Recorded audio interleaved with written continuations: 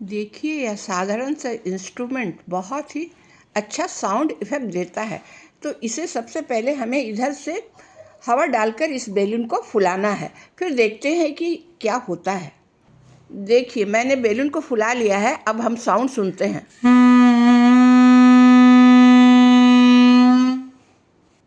तो देखा आपने कि किस तरह रेलवे इंजन का साउंड इससे आ रहा है।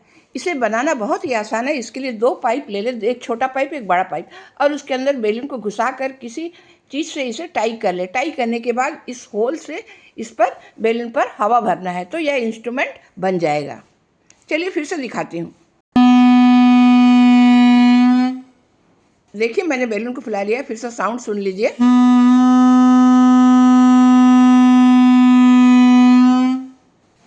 तो देखा आपने कि कितना अच्छा यह इंस्ट्रूमेंट है।